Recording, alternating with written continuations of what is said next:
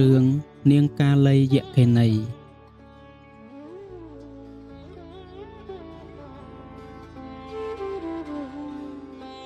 ព្រះបរមសាស្តាទ្រង់ប្រារព្ធស្ត្រីម្នាក់ជាស្ត្រីអាគ្មានកូននាងដឹងថាខ្លួនប្រកាសជាមិនមានកូនហើយនាងខ្លាចស្វាមីមានប្រពន្ធថ្មីទៀតដែលអាចមានកូនប្រពន្ធថ្មីនោះនឹងមានអំណាចធំជាងខ្លួនទើបខ្លួនឯងសម្រេចចិត្តដើរទៅរកស្ត្រីម្នាក់យកមកឲ្យស្វាមីធ្វើជាប្រពន្ធចុង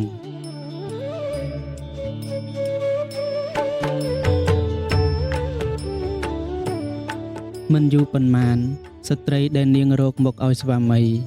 ធ្វើជាប្រពន្ធចុងនោះក៏ចាប់ផ្ដើមមានផ្ទៃពោះប្រពន្ធដើមនោះដឹងច្បាស់ថានាងប្រពន្ធចុងមានផ្ទៃពោះហើយក៏យកថ្នាំពឹសមកឲ្យប្រពន្ធចុងផឹកប្រពន្ធចុងស្មានថាជាថ្នាំសម្រាប់ថែរក្សាគភ៌ក៏បានយកថ្នាំពឹសនោះទៅផឹកនាងបានរលូតកូនស្លាប់ដល់ទៅ2លើកព្រោះថ្នាំពឹសរបស់ប្រពន្ធដើមក្នុងលើកទី3នាងប្រពន្ធចុងត្រូវបានស្លាប់ទាំងខ្លួនព្រមទាំងកូននៅក្នុងផ្ទៃព្រោះថ្នាំពឹសរបស់ប្រពន្ធដើមដូចជាលើកមុនដែរ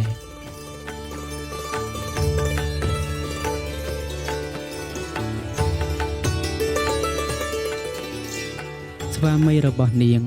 បានដឹងរឿងនោះហើយក៏វាយធ្វើបាបនាងប្រពន្ធដើមរហូតដល់ខ្សែជីវិតតែម្ដងនាងប្រពន្ធដើមនិងប្រពន្ធចុង2នាក់នោះបានចងកម្មពាវេរានឹងគ្នាម្នាក់ម្ដងយ៉ាងនេះគឺប្រពន្ធចុងស្លាប់ទៅក៏បានទៅកើតជាមេឆ្មាឯប្រពន្ធដើមស្លាប់ទៅបានទៅកើតជាមេមាន់មេឆ្មាបានស៊ីពងមាន់និងមេមាន់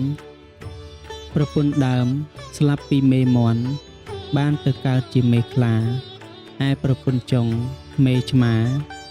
ស្លាប់ទៅបានទៅកើតជាមេប្រើសមេខ្លាបានខំស៊ីមេប្រើសប្រពន្ធចុងមេប្រើសស្លាប់ទៅកើតជានាងយក្ខិនីឯប្រពន្ធដើមមេខ្លា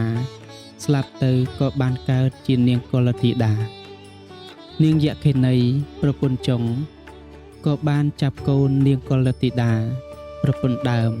យកទៅខំស៊ីអស់រហូតដល់ទៅ2លើក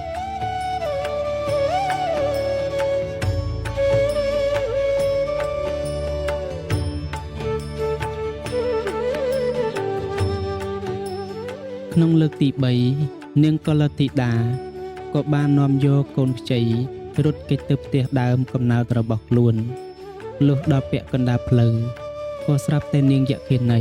ស្រីប្រពន្ធចុងដេញជាប់តាមក្រោយនាងមកប្រកិត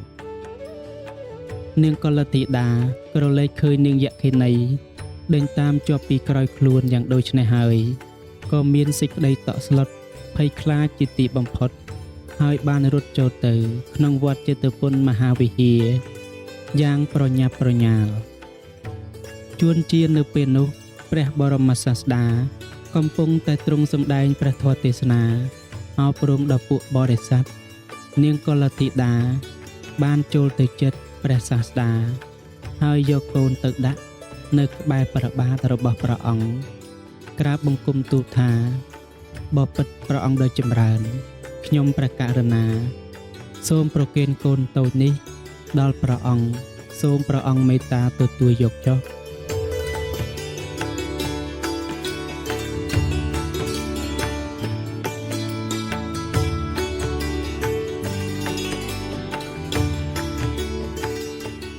បន្ទាប់គ្នានោះឯងនាងយក្ខិនី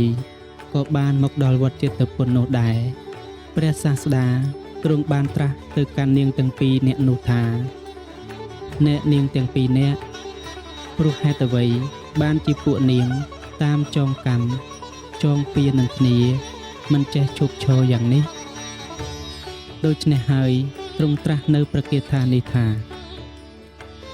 អ្នកហេវេរេអ្នកវេរានិ Sammantaithya Kotia Chaknang អវេរេណៈចៈសម្មន្តិអេសធម្មោសនន្តណោមែនពិតក្នុងពេលណាក៏ដោយក្នុងលោកនេះធម្មតាពាក្យទាំងឡាយមិនដែលរងាប់ដោយការចងពៀឡើយពាក្យទាំងឡាយតែរងាប់ដោយការមិនចងពៀនេះជាបវេណីធម៌